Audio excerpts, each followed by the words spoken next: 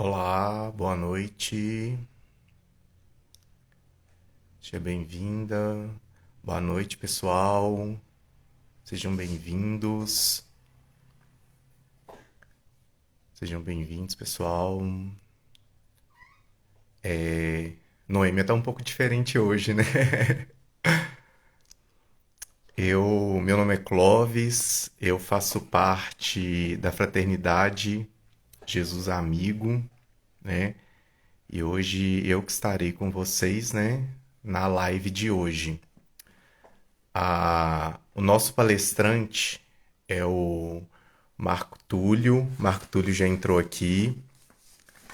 E hoje o nosso tema é Ide e pregai o Evangelho, né? A referência está em Marcos, capítulo 16, versículo 15. E aí eu queria pedir ao Marcos, se ele puder pedir para participar, Marcos, da live. Pede aí, por favor, aí para a gente dar início.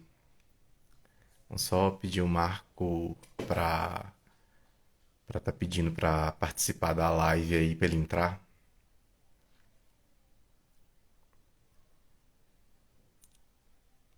Convidem, pessoal, seus amigos aí para participarem da live. Deixa eu ver se eu consigo chamar o Marcos aqui. Vamos lá.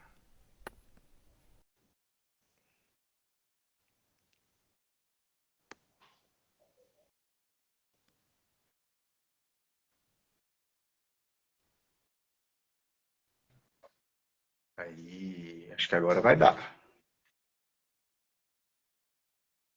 O Marco vai entrar.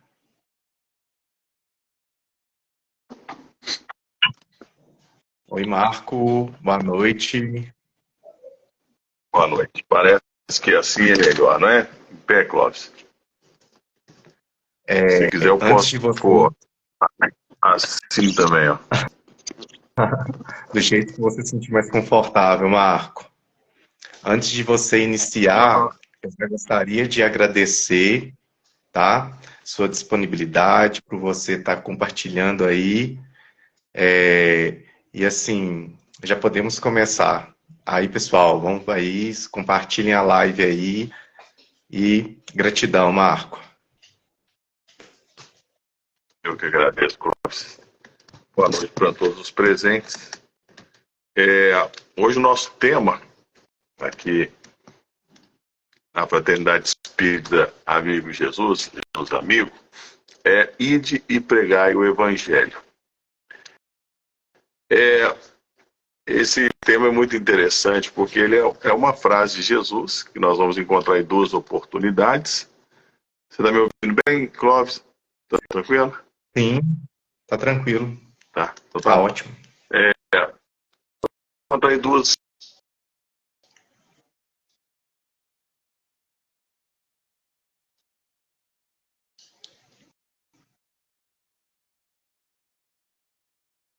Acho que deu uma pausa aí. Jesus. Deu uma pausa? Pode falar. Se, se der alguma intercorrência, você sinaliza para mim, por favor?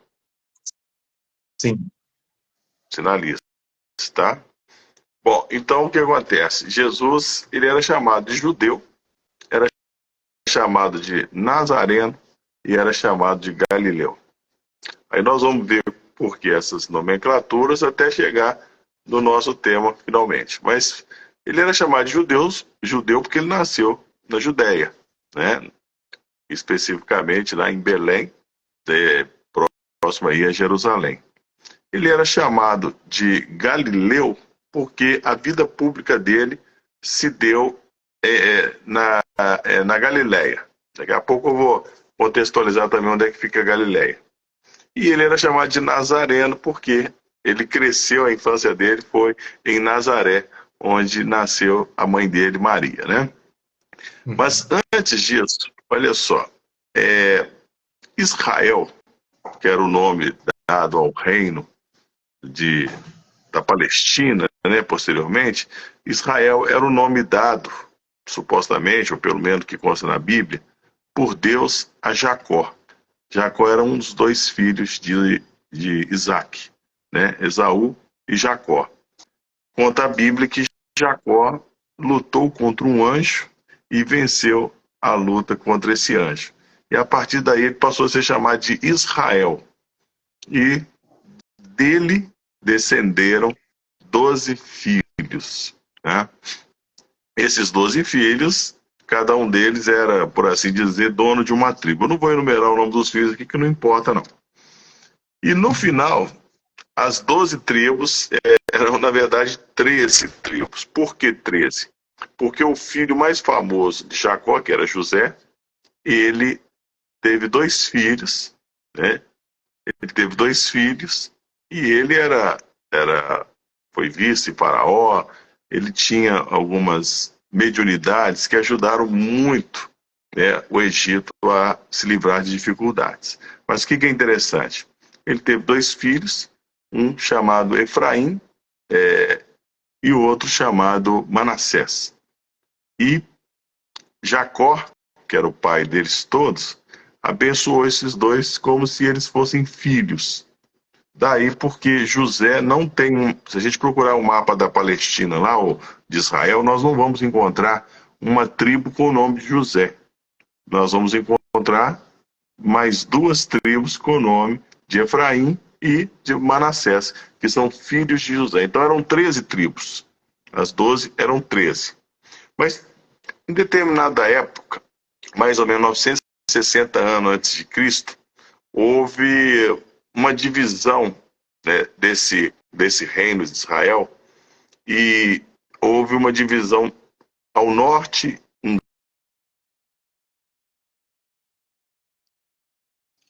Eu acho e abaixo um reino menor. Oi? Oi? Pode falar. Não, voltou. Tinha dado uma pausa, mas voltou. Tá? Não deixa demorar muito não, tá? Por favor, pode interferir. Se for o caso, eu vou para outro ambiente. Então, o reino de baixo era o reino de Judá.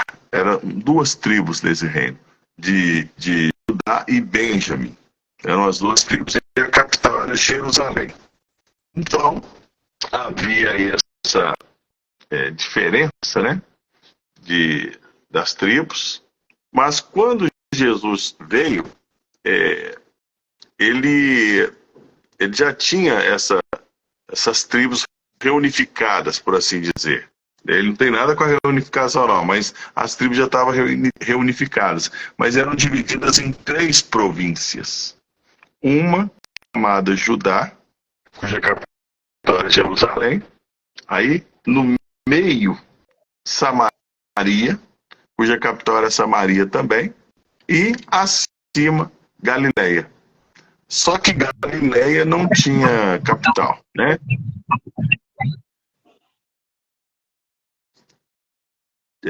Não tinha capital. Tinha cidades importantes. Você quer que eu mude de local? Tentar? Tá ruim? Eu tô ouvindo. Às vezes está dando uma pequena interferência. Às vezes você quiser mudar, mas assim, tá dando para ouvir. Tá, dá para ouvir? É importante dar certo, né? Mas você me fala. Tá, João. Bom, aí essas 3 províncias, uma é Judá, tinha a capital Jerusalém, outra Samaria, cuja capital era Samaria, e outra que era Galileia, que não tinha capital.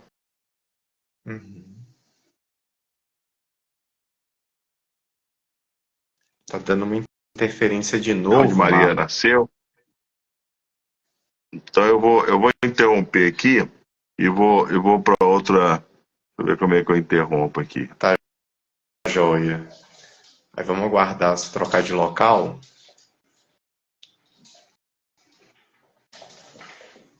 Aí, pessoal, o Marco ele vai trocar de local e daqui a pouco ele retorna aí por causa da interferência. Obrigado, pessoal, aí pela participação na nossa live.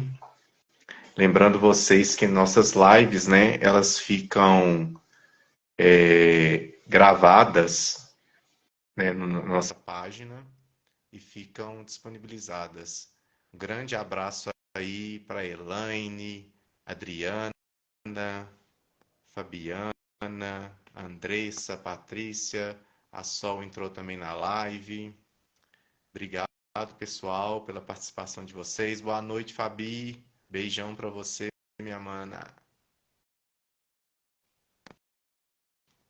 Pessoal, aí só lembrando vocês, enquanto o Marco ele volta, né, para nossa live, é o seguinte: dia 9 e 10, né, dessa semana aí, nós estaremos com o nosso bazar, né?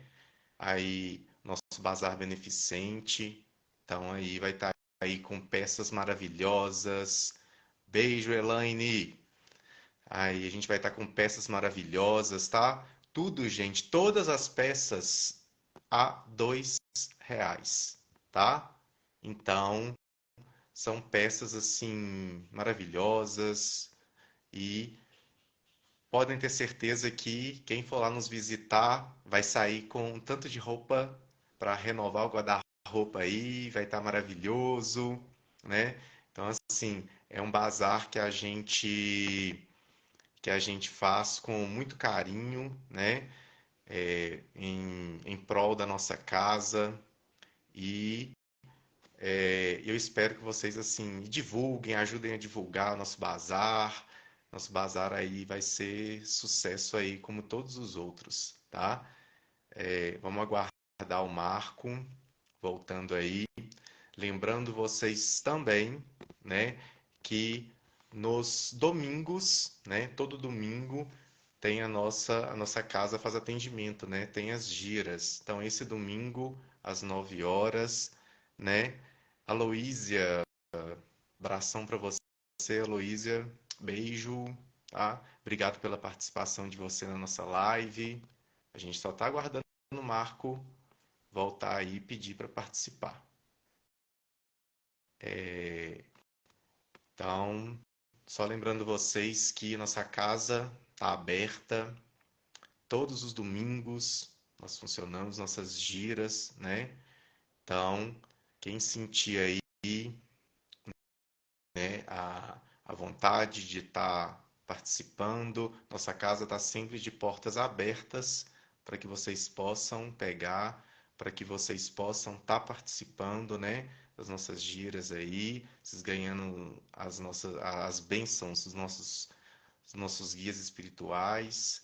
Rodrigo, obrigado pela participação. Rodrigo, beijo para você. Aê, o Marco Ô, voltou. Cláudio, eu vou tentar. Eu tava te vendo, mas o seu tava dando aquele, aquela Interferência, né? dificuldade. Vamos lá. É o Eu vou seguir mundo adiante. virtual, né? Oi?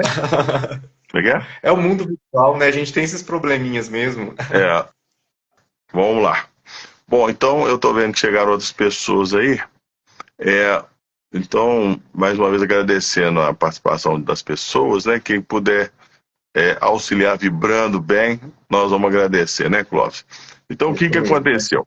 O que eu estava dizendo é que Jesus, ele, é, ele veio de uma das tribos de Judá, né? Então, nós tínhamos uma divisão, 12 tribos, que são os 12 filhos de Jacó, só que, na verdade, eram 13 tribos, porque um dos filhos, José, que não tinha um nome de tribo para ele, e porque ele foi vice-faraó do Egito, né? Ele teve uma vida diferente.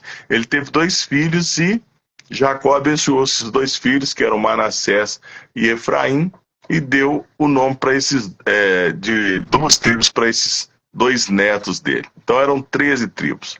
Houve uma divisão, que eu estava dizendo, né? Que 11 dessas tribos ficaram ao norte, chamada Reino de Israel, com capital Samaria. E embaixo, 2 das tribos, Judá e Benjamim, a capital era Jerusalém. E o nome era Judá mesmo. Então nós tinha 2 reinos, o reino de Judá e o grande reino de Israel, por assim dizer. Nós não temos que impressionar com essas quantidade de províncias, não, porque o estado de Israel todinho, ele é do tamanho do estado de Sergipe aqui no Brasil.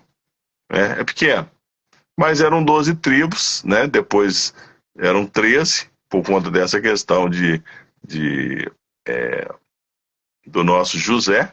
Então, houve a repartição, uma discussãozinha lá entre irmãos, né? E, no final das contas, nós tínhamos 2 reinos, Israel e Judá. Qual que é o interessante disso? Quando Jesus chegou, esses reinos já estavam reunificados. Essas 13 tribos, né? Elas já estavam reunificadas e essas 13 tribos formaram 3 províncias. No norte, a Galileia, que não tinha capital, como eu disse. No meio, Samaria, cuja capital era Samaria também. E embaixo, Judá, cuja capital era Jerusalém. Essas 3 províncias, né, continuaram ali formando o grande reino de Israel. Aí tudo era Israel, mas em 3 províncias. O que eu estava falando quando a gente interrompeu aqui é que o reino da Galileia era formada por cidades importantes. Eu comecei por Sicar, Cafarnaum, Nazaré, Caná, onde teve a chamada Bodas de Caná na Galileia, que Jesus fez aquele primeiro chamado milagre. Então Jesus tinha vida pública na Galileia, por isso que ele era chamado de Galileu. Era chamado de Nazareno, porque a infância dele foi ali em Nazaré. E era chamado de judeu porque ele nasceu em Judá, no reino de Judá. Então é só para contextualizar essa questão. Por quê? Quando Jesus lançou os apóstolos para o seu trabalho, ele disse assim, olha, vou ler aqui. Não irei pelos caminhos dos gentios. Daqui a pouco eu explico quem é gentios. Nem entrareis em cidades de samaritanos, mas ide ante as ovelhas perdidas da casa de Israel. Quem que eram os gentios? Gentios são as mesmas figuras que a gente chama de pagãos, porque não seguem a religião dos judeus, não seguiam. E eles são chamados também de estrangeiros. E eram os galileus. Então, aquelas figuras que estavam no norte de Israel, os galileus, e mais aquelas que chegavam vindos do norte, eram chamados de ou gentios, ou pagãos, ou estrangeiros, né? Porque eles eram figuras que não seguiam, por assim dizer, as mesmas coisas que os judeus seguiam. Então, tem um momento que alguém comenta que Jesus fez milagres, aí um sacerdote perguntou assim, mas pode vir alguma coisa que presta da Galileia? Ele também era chamado de Galileu, como eu disse. Tem alguma coisa que presta lá? Desdenhando. Mas Jesus era chamado de Galileu por causa da vida pública dele ter começado na Galileia, especificamente em Caná, e também ter desenvolvido ali naquela região.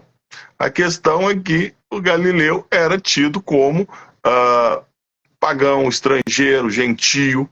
Então, quando Jesus fala assim, lançando os apóstolos dele, não ireis pelo caminho dos gentios, estava se referindo aquelas figuras, os galileus, os pagãos e os estrangeiros. Nem entrareis em cidades de samaritanos, mas ide diante as ovelhas perdidas da casa de Israel. Isso está em Mateus capítulo 10, versículos 5 e 6. Então ele estava recomendando, não mexe com aquele povo lá do norte, não mexe com o samaritano, vocês vão cuidar das ovelhas perdidas da casa de Israel, que eram os judeus. Aí o que acontece? Jesus, ele fez os milagres dele lá porque ele queria pregar. Os milagres aconteciam na medida que procuravam Jesus, na medida que abordavam Jesus. Ele não ia para algum lugar procurando alguém para curar, não. Ele ia para pregar. Mas ele diz, ide diante das ovelhas perdidas da casa de Israel. Falou com os apóstolos. Aí tem um outro momento também em Mateus, lá no capítulo 15, é o versículo 24.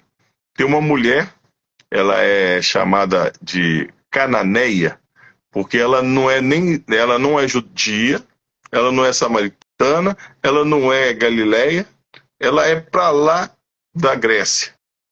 Então ela chega e aborda Jesus e fala com ele: Senhor, eu quero que o Senhor me ajude. Isso está em Mateus capítulo 15. Quero que o Senhor me ajude, minha filha está precisando de ajuda.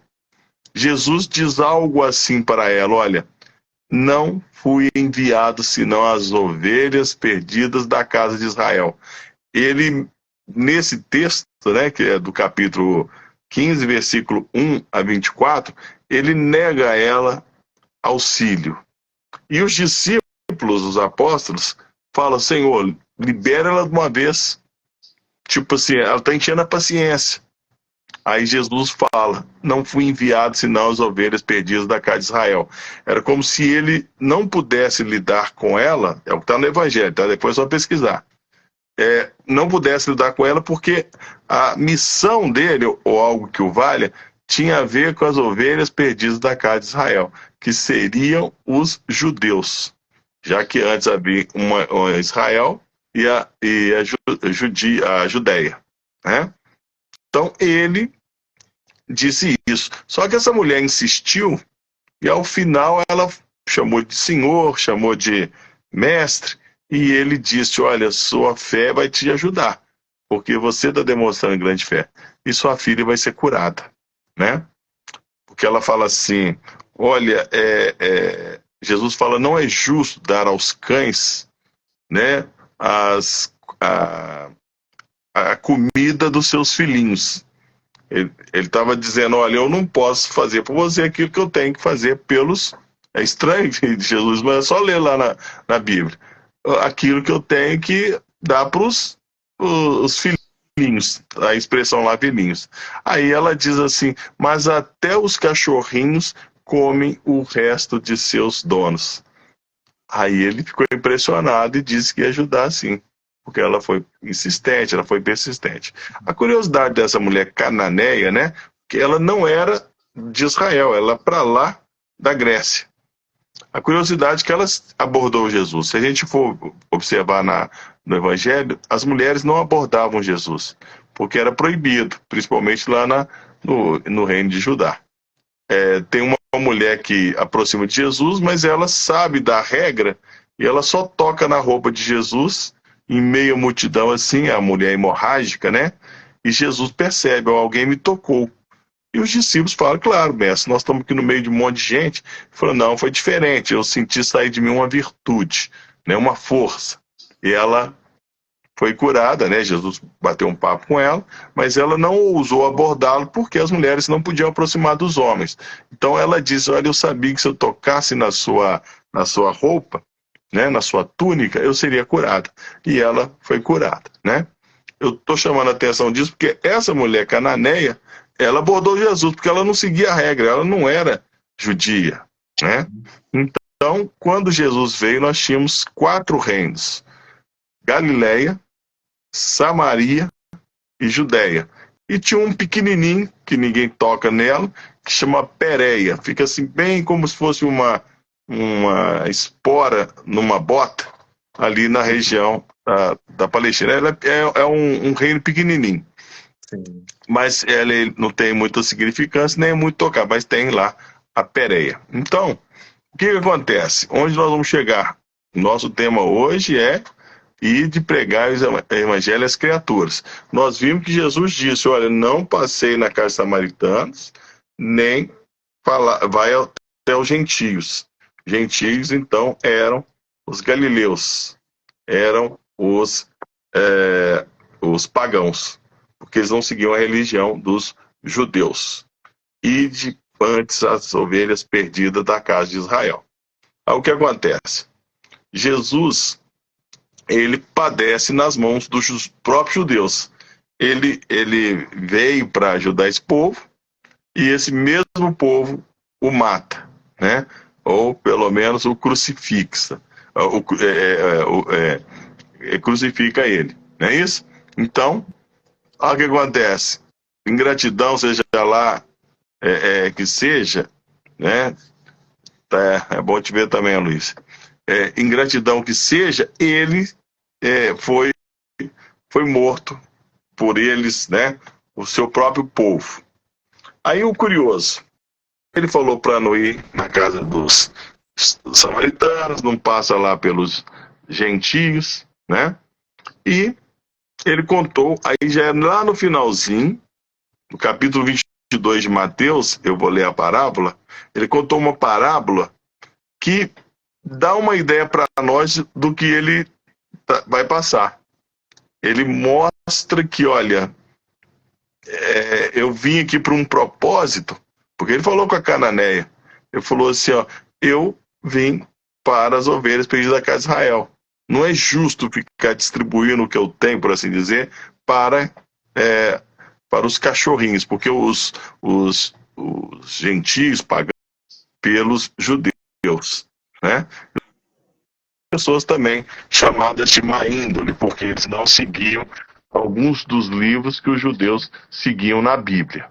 Então, nós temos até a oportunidade de ver que Jesus, quando ele contou uma parábola da caridade, né, que é a maior parábola sobre caridade, o herói da história foi um samaritano, porque ele quis mostrar que o título, o que a pessoa não importa, importa é a atitude, né? Tanto é que a hora que cita do samaritano, ele fala assim, mas um samaritano movido de compaixão, depois ele pergunta para o sacerdote, e aí, quem é que foi o próximo daquela pessoa?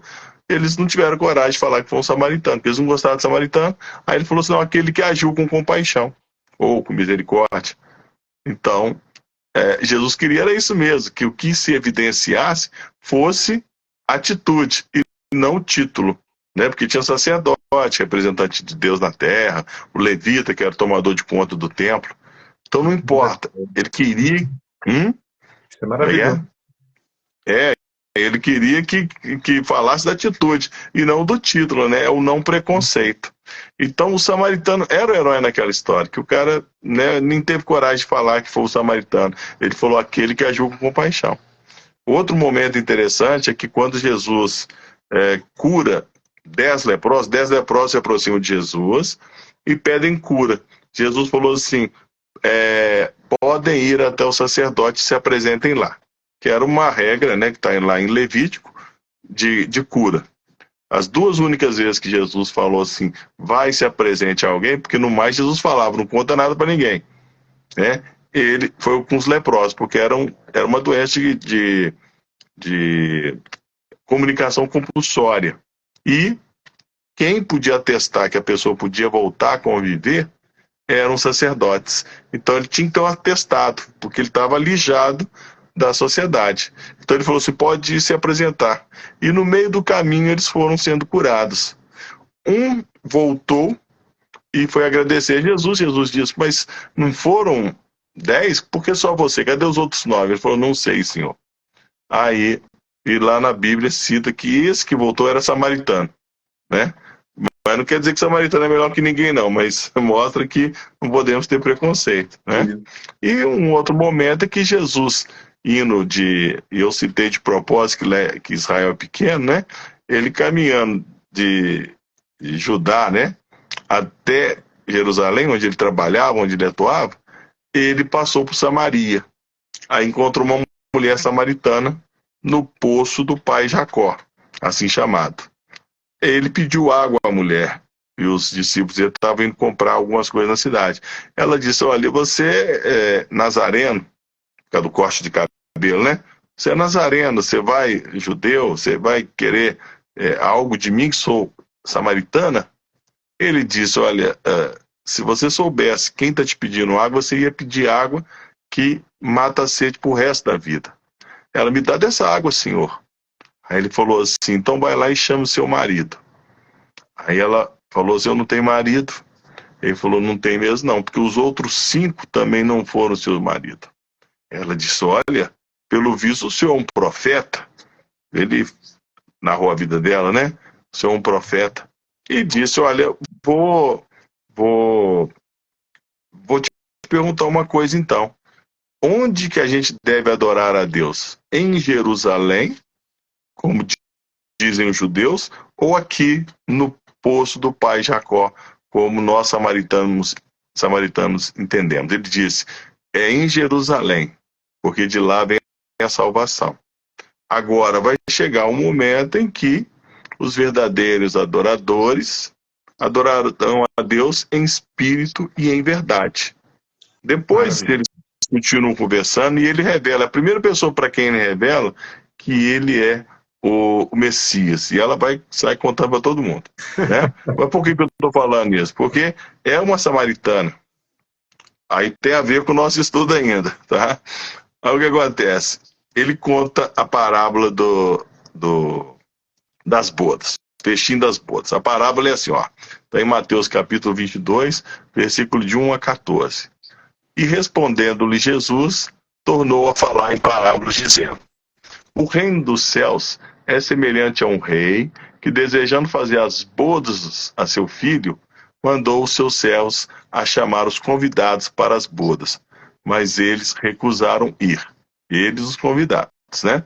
Aqui chama atenção porque para os povo hebreu, né, os judeus, Deus é um grande agricultor e que promoveria um casamento, né? A questão da espiritualização, e esse representante seria o Messias, né? Que nós sabemos hoje ser Jesus. Então haveria um casamento com a igreja e Jesus, haveria esse casamento para que o que estava previsto acontecesse. Então, neste casamento, o rei foi fazer uma festa e chamou os convidados. Olha só, chamou os convidados, enviou e os convidados se recusaram a ir, né? Aí vem assim: enviou de novo outros servos com este recado aos convidados: eis aqui tenho preparado o meu banquete, os meus touros, os animais cevados estão já mortos, tudo está pronto, vinde às bodas. O que acontece? Mandou convidar quem tinha que convidar, não aceitou o convite. Aí falou, avisa lá que vai ter cevados, vai ter touros, vai ter carne. Por que isso é importante? Porque naquela época tinha 3 coisas que tinham na mesa dos judeus. Vinho, até que tem um monte de questões de vinho, né? Parábolas de vinho, etc. Transformação de água em vinho. Então tinha vinho, o trigo, né? Representando o carboidrato, né? Pão. Jesus distribuiu pão para a multidão. E peixe, que era aí como é que a gente diria? É o nosso alimento. Como é que chama esse alimento proteína. Então eram os 3 alimentos que tinham nas mesas dos judeus, sempre. E quando tinha carne, quando tinha um boizinho, uma cevada, que está falando todos os animais cevados, é porque era uma festança, uma festa grandiosa, né? Tanto é que quando a gente vai ver a parábola do filho pródigo, quando ele volta, o pai manda matar uma cevada, mata um boizinho lá, mata um bezerro. O outro até acha ruim. Peraí, o senhor nunca matou um boizinho para mim? Ele ficou tão feliz, tão alegre, que ele falou assim, vou matar, é dia de matar um boi, uma cevada, né? Porque meu filho estava morto, ressuscitou, estava perdido, foi encontrado, estava, né? Então ele fez uma grande festa. Então isso aqui também é importante. A gente, para o estudo, talvez não seja o importante, mas a gente bom entender que as parábolas também têm ali seus contextos. Na medida que a gente possa, nós vamos trazer. Então ele falou assim, fala com eles lá que vai ter carne. Não é só o trivial não, né?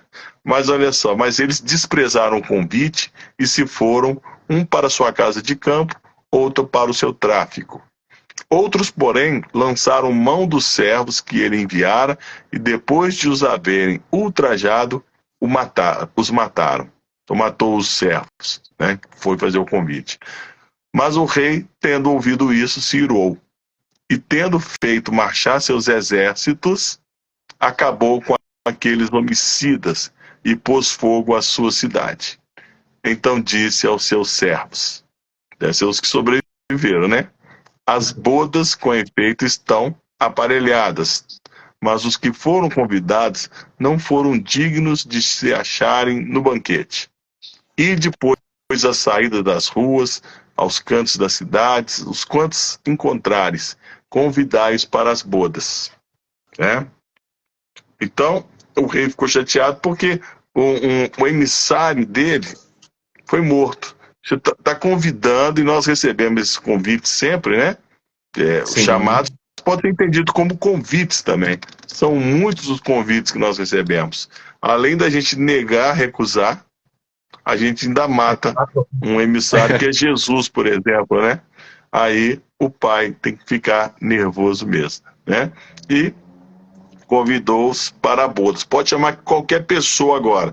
Por que eu estou chamando a atenção a isso? Porque antes eu lembrei que Jesus falou assim, ó, não vão na casa de gentios, né, os pagãos, os galileus, né, os do norte, lá os estrangeiros, nem samaritano. Havia um preconceito, né, dos judeus para com eles, não de Jesus. Tanto é que o herói na história de Jesus, como eu disse, é um samaritano. A questão não é essa, a questão é que eles não estavam preparados para isso. Tem um momento que um dos discípulos, capítulo 10, versículo 13, salvo engano, de Mateus, um dos discípulos fala assim, mas e se não quiserem nos atender nas casas? Porque eles saíram aos pares, né? Para visitar as pessoas e pregar a palavra. E Jesus disse assim, se não quiser te receber, faz meia volta, limpa os pés e vai embora. Não leva nem a poeira, né, da casa.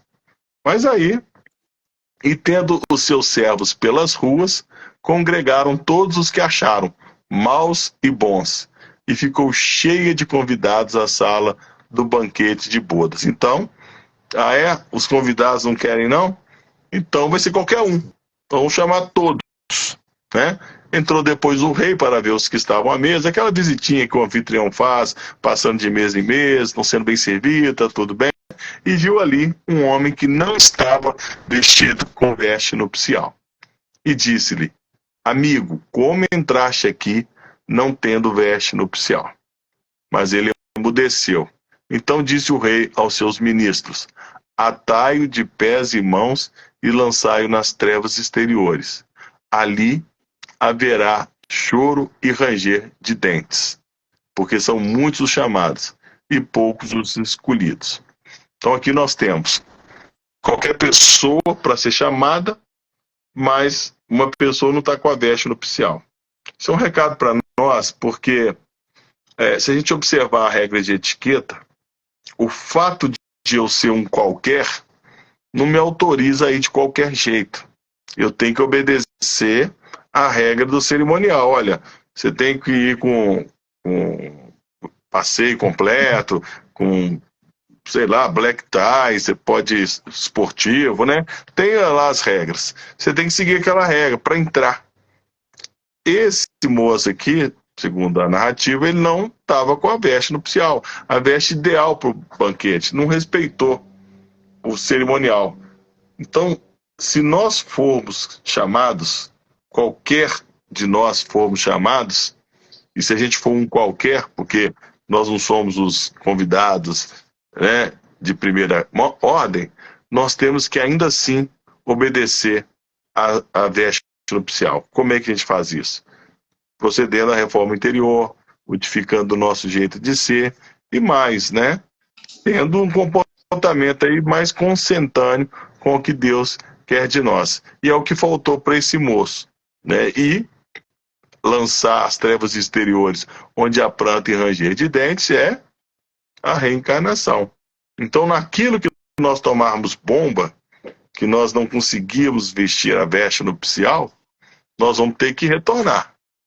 Nós vamos ter que voltar aqui. Aqui a gente chora mesmo. Quando a gente vai reencarnar, a gente tem dificuldade. A gente chora na hora que vai, a gente chora na hora que vem. Parece aquela música que a Maria Rita cantou, né? Quando a gente chegar lá, a gente pede para voltar, né?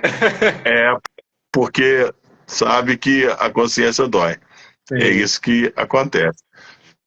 Mas o nosso verdadeiro lugar é no plano espiritual, né?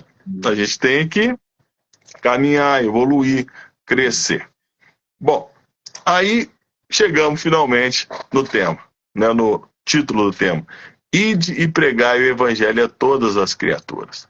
Então, o que nos parece que quando Jesus lá atrás disse, olha, não ide na casa de samaritanos, não passa lá pelos gentios, né, que eram as figuras de quem os judeus não gostavam, ele estava fazendo um alerta para quem não tinha condições de encarar uma situação. Ele mesmo fez a vida pública dele lá em Jerusalém, né, na Galileia. Ele mesmo lidou com uma samaritana, mas ele recomendou para não fazerem aquilo.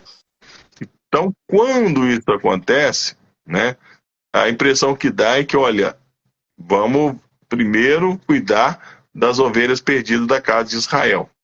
E tem um momento que Jesus diz o seguinte, olha, os publicanos e as prostitutas entrarão no reino de céu antes de vocês, porque, né, são figuras que eles não gostavam, ou pelo menos não podiam gostar, né, prostituta e os publicanos.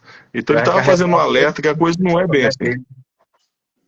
Como é que é? Já carregava aquele preconceito, né, pelo status social deles. Exatamente. E Jesus falou, ó, pode ficar como é que a gente fala? Fique esperto, porque eles vão entrar no reino de Deus antes de vocês, que é o estado de felicidade, né? Sim. Então, Jesus, ele trouxe uma recomendação no início e passou pelo que passou. Essa parábola dá uma ideia do que é você ter convidado, porque ele falou, vai as ovelhas perdidas da casa de Israel, né? Porque Jesus era da descendência de Judá. O pai dele, José, né, era descendente de Davi. Se a gente olhar a árvore genealógica de Jesus, começa lá atrás, Davi, Salomão, aí vai chegar até José e vai chegar em Jesus. Então Jesus era judeu por nascimento, né, já que ele nasceu na Judéia, e também por descendência de Judá, uma das 13 tribos aí, né? Então, se Jesus tem essa descendência, e se Jesus ele traz para nós uma ideia do não preconceito, ele disse inicialmente assim, olha, não vão por ali não, porque não é um caminho interessante, pelo menos por hora, para eles. Só que ao final, ele foi morto pelo próprio povo dele, ele sabia do que ele ia padecer. Até que ele anunciou, olha, está chegando a minha hora, né? Está chegando a minha hora, eu vou padecer dos principais. Aí ele diz, olha, ide por todo mundo, pregai o evangelho a toda criatura. Isso está em Marcos capítulo 16, versículo 15. Interessante. E isso, quando está escrito lá, Jesus já tinha ressuscitado. Ele já tinha sido crucificado, morto e voltou. Ele volta, o Marcos é o único evangelista que traz a narrativa de Jesus de volta. Então, quando ele encontra os seus discípulos chateados, tristes, etc., ele fala, olha, ide por todo mundo, pregar o evangelho a toda criatura. Se antes ele falou para não ir na casa de samaritanos, se antes ele falou para não ir em meio aos gentios, agora ele está falando, ide pregar o evangelho a toda criatura. Agora está liberado. Ou porque eles já tinham condições, porque passaram por muitas dificuldades, ou porque, olha, o evangelho é para todo. Porque ele falou também, olha, eu tenho muitas ovelhas que ainda não são do meu redil, né, do meu aprisco, mas um dia serão. Então, era algo paulatino. Aí, se a gente for olhar em Atos dos Apóstolos, capítulo 1, versículo 8, Atos dos Apóstolos são as narrativas do pós-mortem de Jesus.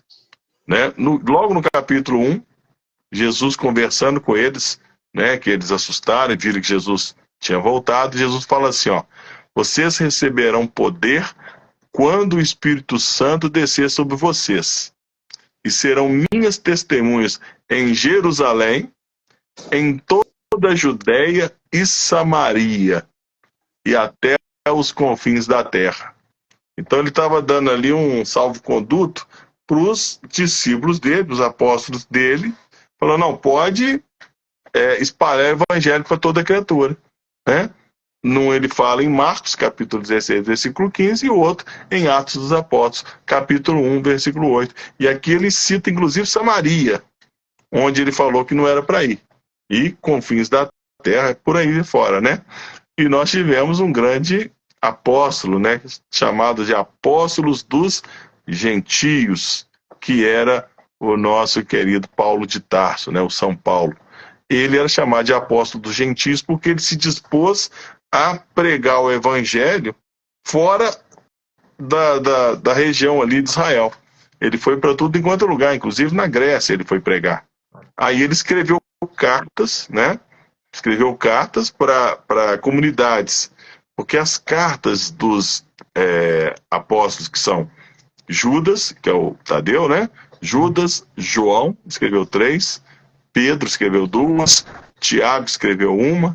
Esses apóstolos escreveram cartas que eram chamadas de cartas ou epístolas, né? Universais. Universais. É para todo mundo. E Paulo se dispôs a escrever para comunidades locais. Então ele escreveu para os Tessalonicenses, para os Efésios, para os Romanos, né? Que nem eram... esses sim eram contrários aos judeus, né? Depois se tornou a religião oficial, uma das religiões oficiais do cristianismo, né? Mas os coríntios, né? Ele escreveu carta para amigos dele, né? Tito era um amigo. A gente fica assim, carta aos Titos. Não, Tito é um amigo de Paulo, né? Escreveu carta para Timóteo também, né? Então eram cartas para comunidades, eram epístolas direcionadas para determinada região. E aí o assunto varia de acordo com a necessidade daquela região. E muitas dessas regiões na Grécia. Por isso que ele é chamado de apóstolos dos gentios. Gentios eram os estrangeiros, os que não eram ali de Israel, ou principalmente não eram de Judá, né? E ele teve esse grande trabalho, né, perante aí o cristianismo. Foi um grande profeta. Tem muitas obras, tem muitas cartas chamadas paulinas, né, que trazem isso. Mas essa frase, e de pregar o evangelho a todas as criaturas, ela tem esse contexto.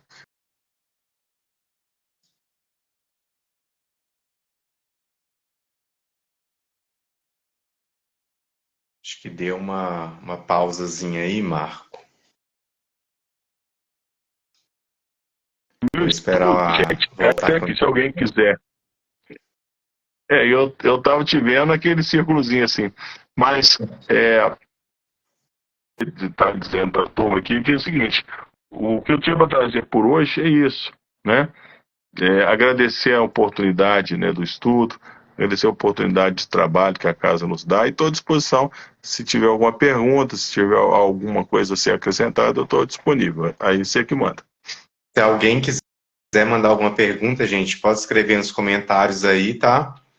E é o seguinte, Marco, antes da gente realmente finalizar aí, até dá tempo de alguém quiser tirar alguma dúvida, né? Eu gostaria realmente de agradecer a você por compartilhar seu conhecimento com a gente. Foi maravilhoso, foi realmente uma aula aí que a gente teve. E assim, e realmente é falar que, pelo contrário, a gente quer realmente entrelaçar nossos laços aí para que você possa estar participando várias vezes com a gente das nossas lives, das nossas palestras, tá? E assim, sinta-se convidado a conhecer nossa casa, a vir em Esmeraldas, vamos tomar um cafezinho com a gente aqui, né? E assim, gratidão por tudo, obrigado pessoal por vocês estarem aí na nossa live semanal. Na próxima semana a gente tem mais live e agradecer, gratidão por tudo, viu, Marco? Gratidão pessoal que ficou na nossa live aí. Muito obrigado, pessoal, e a gente encerra por hoje. Eu queria que antes da gente encerrar, você fizesse uma prece para a gente de encerramento. sim. Será uma honra, né? Conhecer a casa. Se Deus quiser, logo, logo a gente alcança esse desiderato, né? Sim. E que a gente possa realmente estar sempre presente, estudando, trabalhando. Nós temos outros estudos marcados, né? E vamos ver quando será para a gente poder compartilhar com alegria, né? Obrigado. Bom, vamos então agradecer a Deus, né? A palavra de ordem agora é gratidão. Agradecemos, Senhor, esses instantes em que aqui estivemos na sua paz, estivemos sob sua batuta, que nós consigamos colocar em prática aquilo que nós vimos hoje, que nós estudamos hoje, e principalmente entender que nós temos capacidade de pregar o Evangelho, sim. E pregar o Evangelho, que é a boa nova, através de atitudes, através de exemplos, através de ações. Que nós saibamos internalizar, entender os sentidos de sua palavra, Mestre Jesus. Agradecendo em especial a espiritualidade da casa Jesus Amigo, para que nós possamos estar sempre em conexão, estar sempre estudando, perseguindo entender o sentido da sua obra, do seu evangelho. E assim nós teremos mais aptidão para colocar em prática a sua boa nova, não só através das palavras, mas principalmente através de ações. E pedimos neste instante em que as casas espíritas se reúnem numa só prece, uma prece de irradiação, em que nós pedimos por aquelas pessoas que não puderam hoje estar presentes nesse estudo, mas que possam depois ler, ver, estudar, assistir a live, que nós possamos também transmitir pelos nossos familiares, nossos parentes, aos nossos amigos, irmãos, aos nossos inimigos também, os eflúvios desse encontro. Pedimos, Senhor, por aqueles irmãos que estão em maiores dificuldades que as nossas, debaixo de pontes, debaixo de viadutos, estão com frio, estão com fome, estão com sede, estão em presídios, estão em orfanatos, estão em asilo. Senhor, que sua mão santa pouse sobre eles e que nós saibamos ser instrumento dessa sua obra, dessa sua paz, de tal maneira que o mundo melhore com as nossas atitudes e que nós possamos entender que não é à toa, nem por beleza, nem por outro motivo que estamos em condições de fazer, estamos em condições de ajudar, mas sim porque nós nos colocamos à sua disposição. E que assim seja, graças a Deus. Que assim seja. Gratidão, Marco. Eu que agradeço. Pessoal, fiquem com Deus. Até o nosso próximo encontro na terça-feira. Grande abraço para vocês. Obrigado por tudo, pessoal. Gratidão. Boa noite para vocês. Fiquem com Deus. Agradecer por ter dado certo. Deu tudo certo. Porque tivemos que fazer uma mudança. Um abraço a todos. Um abraço. Tchau, pessoal. Até mais.